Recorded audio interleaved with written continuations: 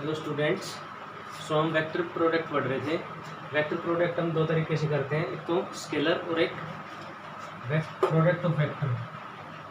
तो previous lecture में पढ़ा था प्रोडक्ट ऑफ वेक्टर्स हम दो तरीके से करते हैं, एक तो स्केलर और एक वेक्टर। स्केलर क्या होता है, जिसमें हम दो क्वांटिटी को मल्टीप्लाई करें। जैसे दो क्वांटिटी को हमें मल्टीप्लाई करना है तो उससे हमें तीसरी क्वांटिटी मिलती है। जैसे एक ए वेक्टर एक बी वेक्टर और तो तीसरी क्वांटिटी मिल रही सी, वो वेक्टर नहीं, वो स्केलर क्वांटिटी है। तो ऐसे प्रोडक्ट बोलते हैं स्केलर, मतलब दो वेक्टर मल्टीप्लाई करने तीसरा स्केलर मिल रहा है और इसको हम कैसे करते हैं, डॉट से, इसको डॉट प्रोडक्ट बोलते हैं। ठीक, और कंडीशन इसकी क्या थी, कंडीशन इसकी ये थी कि जिन दो वेक्टर को हम मल्टीप्लाई कर रहे हैं, जिन दो वेक्टर का स्केलर प्रोडक्ट कर रहे हैं, वो दोनों एक डायरेक्शन में होनी चाहिए, तभी हम उसको स्केलर प्रोडक्ट कर सकते हैं। अब है वेक्टर प्रोडक्ट। वेक्टर प्रोडक्ट में क्या होगा कि दो वेक्टर जिनको हमें मल्टीप्लाई करना है, ए और बी को, तो उनको जब मल्टीप्लाई करें तो तीसरा हमें क्या मिले, वेक्टर ही मिले। तो ऐसे प्रोडक्ट बोलते हैं वेक्टर प्रोडक्ट। और इसको हम सिंपल क्या देते हैं, क्रॉस से। तो A cross B is equal to C vector. ठीक है, तो क्रॉस प्रोडक्ट ऑफ वेक्टर में then two vectors are multiplied, then their product gives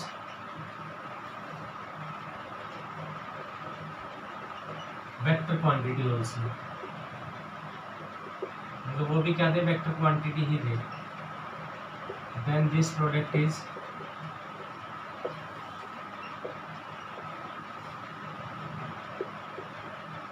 called vector product। ठीक है, तो ऐसे प्रोडक्ट हम क्या बोलते हैं, वेक्टर प्रोडक्ट बोलते हैं। तो ये होता है वेक्टर प्रोडक्ट। अब जैसे कंडीशन इसकी क्या होगी, इसमें हम जिन जिन वेक्टर को मल्टीप्लाई कर रहे हैं वो दोनों क्या होने चाहिए, परपेंडिकुलर होने चाहिए। तो इन वेक्टर प्रोडक्ट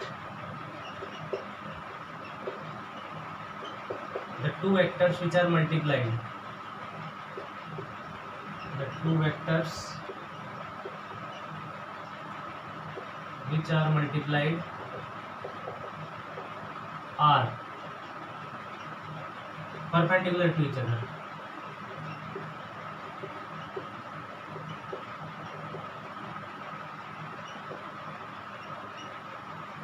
दोनों क्या होने चाहिए, परपेंडिकुलर होने चाहिए। जैसे पहले भी क्या था स्केलर प्रोडक्ट में, देखो हमने पढ़ा था फोर्स इनटू डिस्प्लेसमेंट। तो फोर्स क्या है, वेक्टर क्वांटिटी, डिस्प्लेसमेंट ही वेक्टर क्वांटिटी, और दोनों एक डायरेक्शन में होते हैं। और उसको हम जो मल्टीप्लाई करते हैं हमें क्या मिलता है, scalar, work done. Work done formula force into displacement. तो फोर्स और डिस्प्लेसमेंट का जो मल्टीप्लीकेशन वो क्या है, यहाँ पे फोर्स और डिस्प्लेसमेंट, यही बोल सकते हैं फोर्स और डिस्प्लेसमेंट को हमें मल्टीप्लाई करना है तो दो तरीके से कर सकते हैं। फोर्स और डिस्प्लेसमेंट को अगर मल्टीप्लाई करें और उससे हमें स्केलर मिले तो क्या हो गया, स्केलर प्रोडक्ट। जैसे फोर्स इंटू डिस्प्लेसमेंट, उससे वर्क डन मिलता है और वर्क कीजिए स्केलर क्वांटिटी। दूसरा है डिस्प्लेसमेंट मल्टीप्लाई बाई, ये फोर्स और डिस्प्लेसमेंट मल्टीप्लाई तो उससे टॉर्क मिलता है, और टॉर्क क्या है, वेक्टर प्रोडक्ट है। तो वेक्टर को हम जब भी मल्टीप्लाई करें दो वेक्टर को, तो उसमें हमें पहले ये बताना होगा कि कौन सा मल्टीप्लिकेशन करें, स्केलर करें वेक्टर। स्केलर करेंगे तो क्या होगा, उनको मल्टीप्लाई करने से हमें स्केलर क्वांटिटी मिलेगी। वेक्टर करेंगे तो क्या होगा, उनको मल्टीप्लाई करने से वेक्टर क्वांटिटी मिलेगी। स्केलर अगर कर रहे हैं तो उन दो वेक्टर को मल्टीप्लाई करेंगे जो दोनों एक ही डायरेक्शन में हो। वेक्टर में उन वेक्टर को मल्टीप्लाई करेंगे जो दोनों परपेंडिकुलर हो। तो ये होगी इसकी कंडीशन क्रॉस प्रोडक्ट की। ठीक है, अब देखो क्रॉस प्रोडक्ट में जैसे हमने उसमें किया था कि दो वेक्टर लेते हैं तो उसको हम कैसे करते हैं मल्टीप्लाई।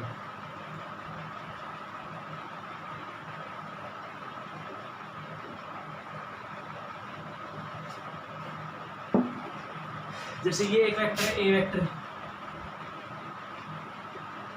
और एक वेक्टर है B vector,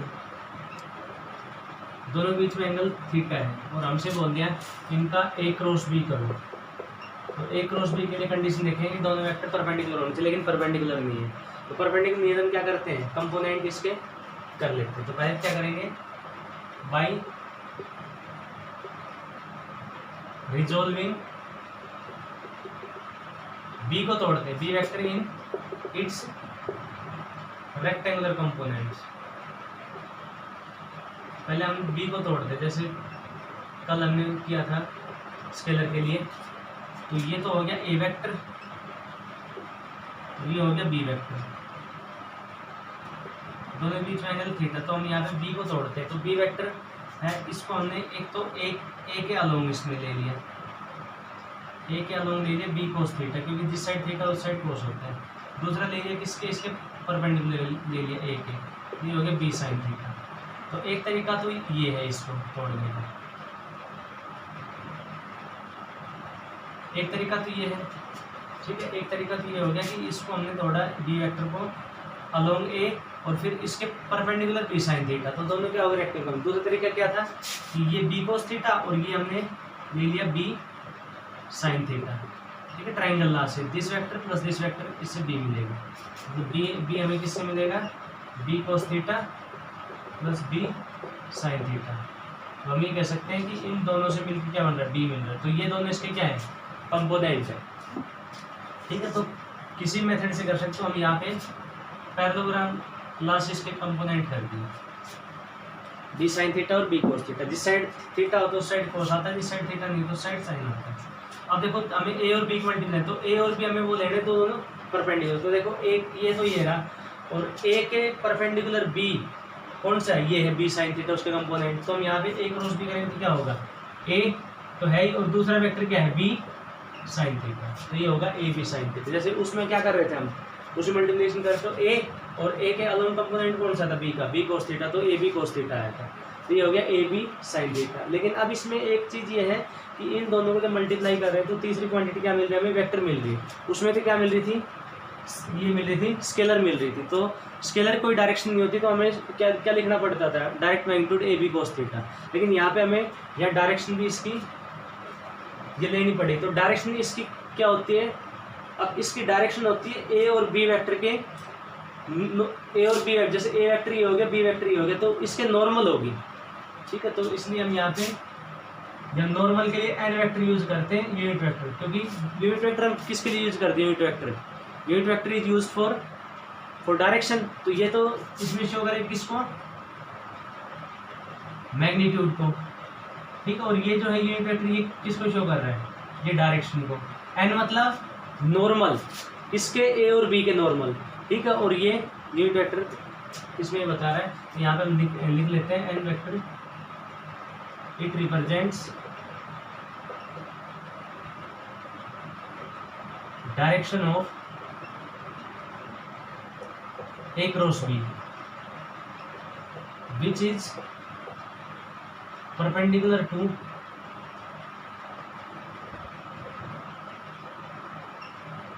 A and B, दोनों वेक्टर के परपेंडिकुलर। तो ए वेक्टर ये है, बी वेक्टर, तो इसके परपेंडिकुलर कौन सी होगी, perpendicular to the plane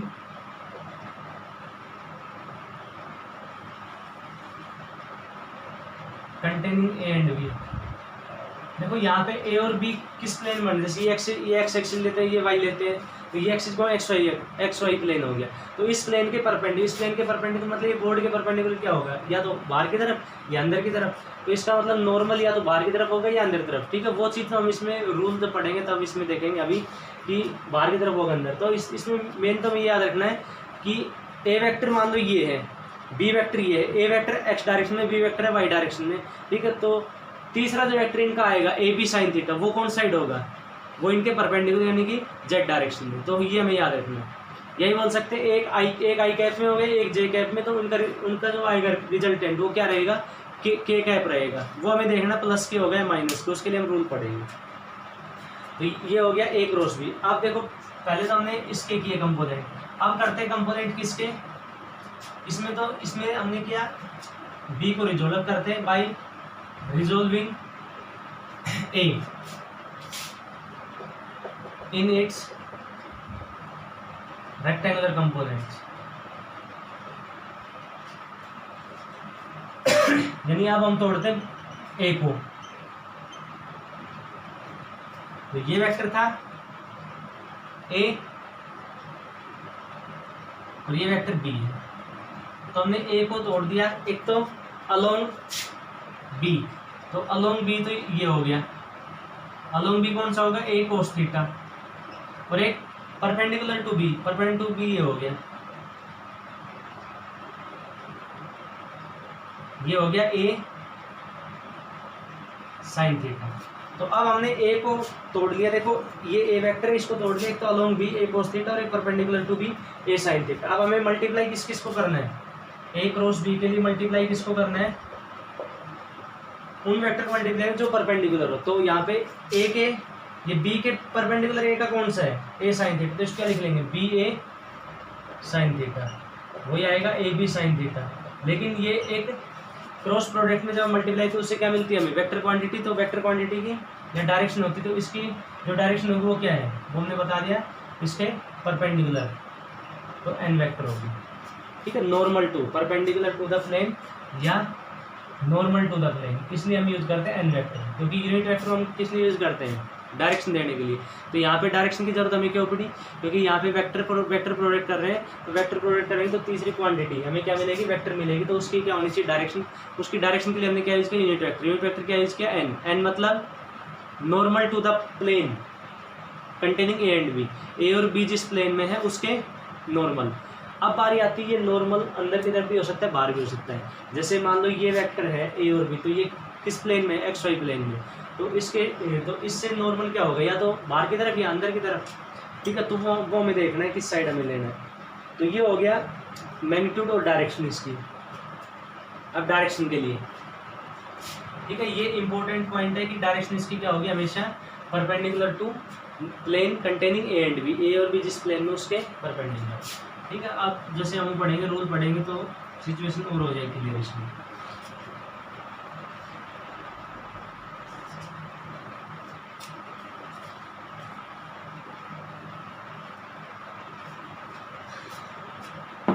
direction of N vector, तो यहाँ पे एन वेक्टर की बात हो रही है, जो हम यहाँ पे यूज किया unit vector. Direction of unit vector N is given by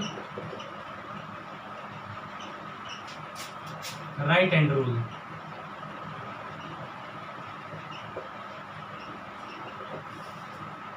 right hand rule से मिलती है हमें ये डायरेक्शन। देखो राइट हैंड रूल क्या है अब इसमें, जैसे दो वेक्टर दिए हुए, ये तो हो गया ए वेक्टर, ये हो गया बी वेक्टर, ठीक है। और दोनों की हमने मल्टीप्लाई की ए क्रॉस बी, तो ए क्रॉस बी हमें क्या मिलेगा, मैग्नीट्यूड तो पता है ए बी साइन थीटा, और unit vector N, unit vector N देखो इसमें। तो पहले तो ए आ रहा है, तो हम क्या करेंगे, ए की तरफ ऐसे पाम को करेंगे, ए की तरफ पाम को, यानी ए वेक्टर की तरफ क्या होगी, पाम। फिर उसके बाद बी वेक्टर की तरफ क्या करेंगे, कर्ल फिंगर। और उस टाइम जो इसका एन वेक्टर हमें मिल रहा है उसकी डायरेक्शन क्या होगी, उसकी डायरेक्शन बताएगा थंब। देखो फिर से ए और बी है, तो हमने ए की तरफ किया ऐसे। अब ए की तरफ ऐसे भी कर सकते हैं, ऐसे भी कर सकते हैं पाम को, और इसमें देखो एक तो ऐसे ऐसे कर सकते हैं, ऐसे कर सकते हैं, ऐसे कर सकते हैं, ऐसे कर सकते हैं। तो हाँ, हमने क्या किया, ए को ऐसे किया, ऐसे किया। अब किस साइड करें, कर्ल फिंगर, ये फिंगर को ऐसे कर्ल कर लेंगे। ये कर्ल फिंगर कौन साइड होनी चाहिए, बी की तरफ। तो हमने क्या किया, पहले ए की तरफ। अगर ए को ऐसे कर लेंगे तो ऐसे ये कर्ल नहीं हो सकती, ऐसे कर लेंगे तो ऐसे भी नहीं हो सकती कर्ल, ऐसे कर लेंगे तो ऐसे नहीं हो सकती कर्ल। तो इसका मतलब हमें ऐसे इसमें करना पड़ेगा ए की तरफ। फिर उसके बाद बी कौन साइड है, ऊपर, तो हमने बी को ऊपर की तरफ किया। तो थंब देखो कौन साइड आ रहा है, बाहर की तरफ। तो इसका मतलब ये इसका जो रिजल्टेंट आएगा वो कौन साइड हो गया, वो नॉर्मल तो इसके होगा ए और बी। ए और बी किस प्लेन में, एक्स वाई प्लेन में, इसके परपेंडिकुलर होगा। तो परपेंडिकुलर बात ये आ रही बाहर की तरफ या अंदर की तरफ, तो इसका मतलब बाहर की तरफ होगा, ठीक है। तो इसमें लिखो राइट हैंड रूल क्या है, राइट हैंड रूल। तो लिखो place the palm, place the palm in the direction of, place the palm in the direction of first vector, जो इसमें फर्स्ट आ रहा है, जैसे यहाँ पे ये शो कर रहा है ए क्रॉस बी की direction. Place the palm in the direction of first vector, फिर comma, and curl the finger and curl the finger, मतलब फिंगर को कर्ल करना है, या curl finger, curl the finger and curl या curl finger in the direction of second vector, in the direction of second vector, in the direction of second vector. Then thumb will give the direction of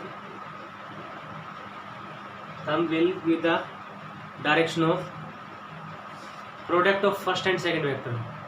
Thumb will give the direction of product of first and second vector.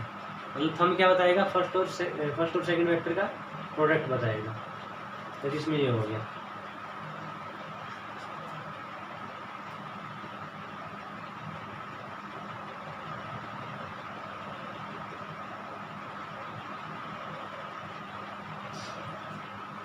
देखो एक तरीका और है, एक है इसमें जैसे right hand हम यूज़ कर रहे हैं तो हम उसमें क्या लेंगे, ये राइट हैंड हो गया हमारा, ठीक है। उसमें पहले तो ए की तरफ करेंगे इंडेक्स फिंगर को, फिर बी की तरफ करेंगे हम इसमें मिडल फिंगर को। थंब क्या बताएगा,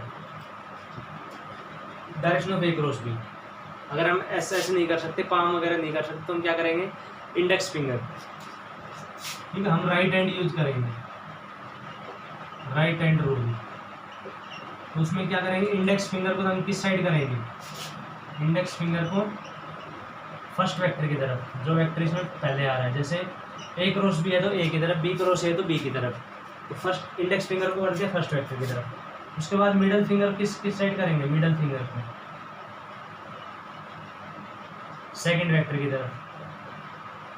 उसके बाद थंब हमें क्या देगा, थंब डायरेक्शन देगा, gives direction of product of first and second vector.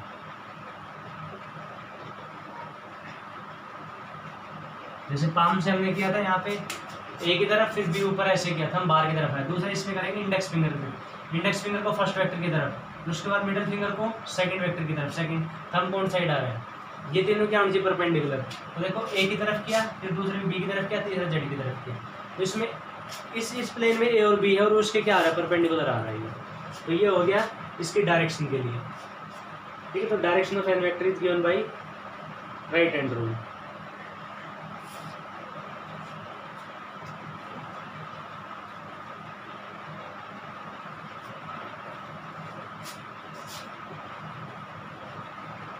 उसके बाद कुछ प्रॉपर्टी इसकी प्रोडक्ट ऑफ वेक्टर्स की।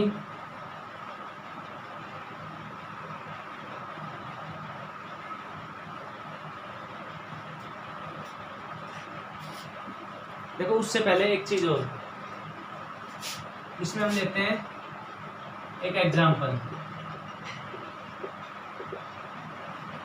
Area is a vector quantity. Area एक वेक्टर क्वांटिटी होती है। एरिया एक वेक्टर क्वांटिटी है, इसको हमें प्रूव करना है। कैसे वेक्टर क्वांटिटी, तो हमने एक पैरेललोग्राम लिया, क्योंकि देखो हमने वेक्टर जो वेक्टर एडिशन किया था पैरेललोग्राम से किया, तो हमने ये पैरेललोग्राम लिया। ये एक वेक्टर है, ए वेक्टर है, और ये वेक्टर है, बी वेक्टर है। तो हमने क्या किया, पैरेललोग्राम कंप्लीट कर दिया। यस, और दोनों के बीच में एंगल है थीटा। अब area of parallelogram, area of parallelogram हम इसमें निकालेंगे।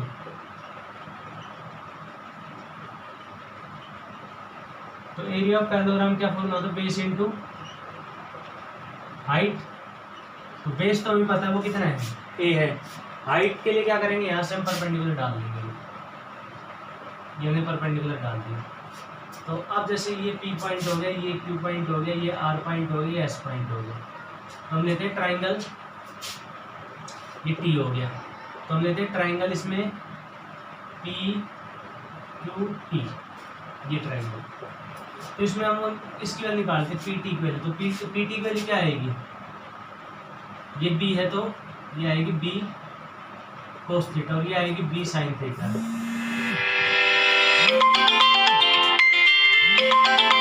ट्राइंगल पी क्यू टी में ये बी कोस थीटा आ गया, ये बी साइन थीटा आ गया।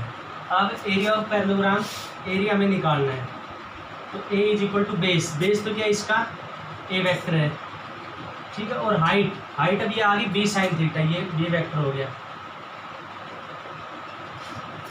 ठीक है, ये बी वेक्टर कंपोनेंट है, तो बी साइन थीटा ये बी कोस थीटा। तो अब देखो यहाँ पे दो वेक्टर की हो रही है मल्टीप्लीकेशन, ठीक है, ये हो गया ए बी साइन थीटा, अगर इसको लिखे हम वैसे ए बी साइन थीटा, और ए बी साइन थीटा हम किस में करते हैं, ए बी कोस थीटा, तो इसका मतलब क्या होता है कि कौन सा प्रोडक्ट होगा, स्केलर। अगर ए बी साइन थीटा आ रहा है मतलब कौन सा ये प्रोडक्ट है, वेक्टर प्रोडक्ट, इसका मतलब ये एरिया मिल रहा है क्या है, वेक्टर प्रोडक्ट है ये, ठीक है। So area is a vector quantity and its direction is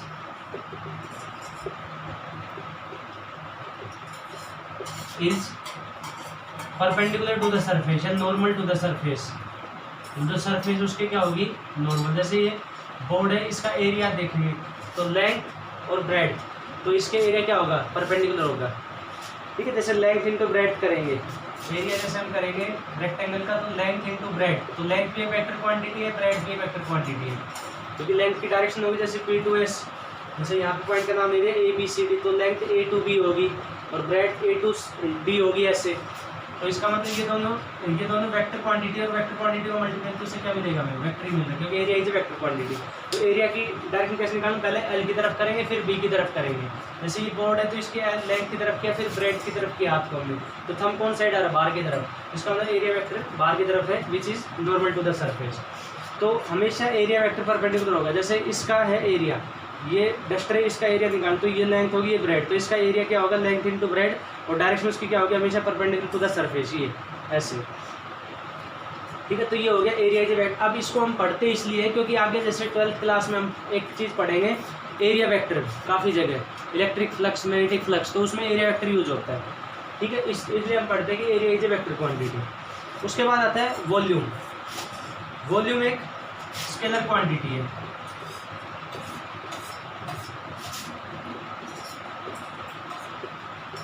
volume is a scalar quantity. देखो कैसे, जैसे एक पैरेललोग्राम का हमें ये एक रेक्टेंगल है, क्यूब समूह बनाते, क्यूब बनाते, क्यूब का निकालते वॉल्यूम, तो ये क्यूब हो गया, तो ये इसकी लेंथ होगी ये, और ये उसकी ब्रेड्थ होगी ये, ठीक है। तो वॉल्यूम का फॉर्मूला क्या होगा, जैसे क्यूबॉइड है suppose, length into breadth into height, तो लेंथ इंटू ब्रेड्थ से क्या मिल रहा है एरिया, और ये हाइट, मतलब जैसे यहाँ पे ये है बोर्ड है, तो इसकी लेंथ और ये ब्रेड, तो लेंथ इंटू ब्रेड से क्या मिला एरिया, और area is a vector quantity. अब वॉल्यूम हम इसमें कैसे बनेगा, जब बाहर की तरफ ये हाइट होगी उसको और मल्टीप्लाई करें।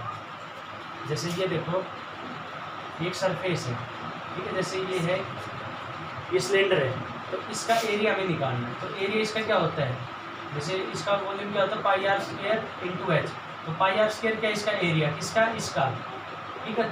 तो एरिया वेक्टर इसके क्या होगा, एरिया वेक्टर इसके परपेंडिकुलर, और इसी तरफ इसकी हाइट है।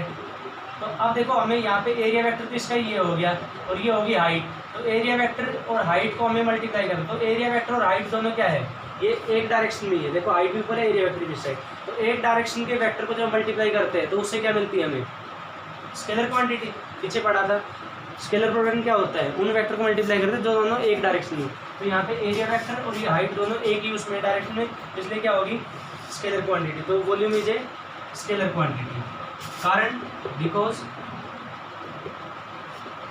इन volume area and length are multiplied and both have same direction, और दोनों की सेम डायरेक्शन होगी, और सेम डायरेक्शन की क्वांटिटी वेक्टर क्वांटिटी ऐड करते हैं तो कौन सा प्रोडक्ट होता है स्केलर, और इसके जहाँ पे एरिया और हाइट को मल्टीप्लाई से क्या मिल रहा है वॉल्यूम, तो वॉल्यूम क्या होगी स्केलर क्वांटिटी, ठीक है। तो ये इसके कुछ एग्जाम्पल थे एरिया के, ये क्रॉस प्रोडक्ट के। उसके बाद नेक्स्ट है इसमें कुछ प्रॉपर्टीज है वेक्टर प्रोडक्ट की।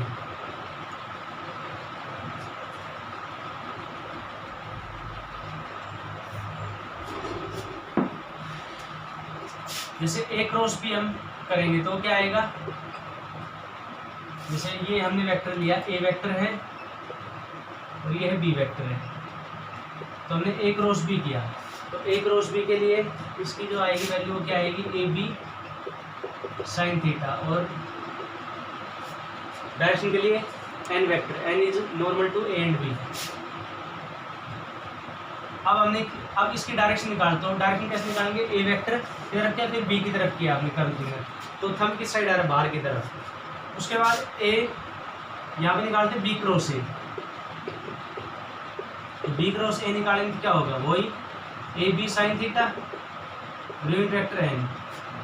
लेकिन अब इसमें बी क्रॉस ए करते हैं, तो पहले हमने क्या किया, बी की तरफ किया, तो बी की तरफ ऐसे भी कर सकते हैं, ऐसे भी कर सकते हैं, तो हमने बी की तरफ किया, फिर ए की तरफ करना है, तो ऐसे कर्ल नहीं कर सकते, हमने बी को ऐसे कर दिया, फिर ए देखो कौन साइड, उस साइड, तो हमने कर्ल कर दिया, तो थंब कौन साइड आ रहा है, अंदर की तरफ, तो इसका मतलब इसमें जो डायरेक्शन होगी वो कौन साइड होगी, यहाँ पे हम लिख लेते हैं। ये तो डॉट किस चीज़ को शो करता है, बाहर की तरफ, और क्रॉस किसको शो करता है, अंदर की तरफ, ठीक है। डॉट तो आता है उससे एरो से, ये हम लेते हैं एरो से, कि जैसे एरो है वो हमारी तरफ आ रहा है, जैसे यही है एरो, ऐसे एरो, तो हमें क्या दिखेगी, उसकी टिप दिखेगी, ये डॉट दिखेगा। लेकिन एरो जब अंदर की तरफ जा रहा है तो क्या दिखेगा, पीछे का ये क्रॉस दिखेगा अभी, तो अंदर डॉट का मतलब तो क्या हो गया, कमिंग आउटसाइड, मतलब बाहर की तरफ आना, और क्रॉस मतलब गोइंग इनसाइड। यहाँ पे देखो ए क्रॉस बी और बी क्रॉस ए दोनों का मैग्नीट्यूड तो सेम है, ए क्रॉस बी का और बी क्रॉस ए का मैग्नीट्यूड सेम है, वही ए बी साइन थीटा, लेकिन डायरेक्शन क्या है, एक के अंदर तरफ एक की बाहर की तरफ, इसका मतलब ए क्रॉस बी और बी क्रॉस ए दोनों कभी इक्वल नहीं होंगे, मैग्नीट्यूड में इक्वल, लेकिन डायरेक्शन क्या होती है, अपोजिट होती है। ये इसको ये लिख सकते हैं, A cross B is equal to B cross A, equal होंगे कब, या माइनस लेंगे, ठीक है। तो इसका मतलब ये हो गया cross product of vector, cross product of vector do not follow commutative law. Commutative मतलब कम्यूट कर दे, इनको बदल दे, जैसे ए क्रॉस बी की जगह बी क्रॉस ए कर दें, तो ये दोनों इक्वल नहीं होंगे। लेकिन अगर हम ए डॉट बी अगर निकालें, ए डॉट बी या बी डॉट ए, तो दोनों इक्वल होंगे, क्यों, क्योंकि ए डॉट बी क्या होता है, ए बी कोस थीटा, और बी डॉट ए भी क्या होगा, A B cos theta, direction उसमें होती नहीं। इसका मतलब ये हो गया डॉट प्रोडक्ट ऑफ वेक्टर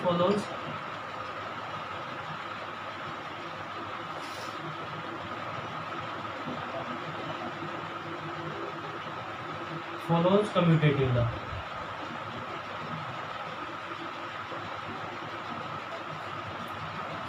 ठीक है, तो ये हो गया क्रॉस प्रोडक्ट और डॉट प्रोडक्ट। अब क्रॉस प्रोडक्ट में ये बच गया यूनिट वेक्टर सिस्टम में हम कैसे करते हैं, ठीक है। तो that will be discussed in the next lecture. Thank you.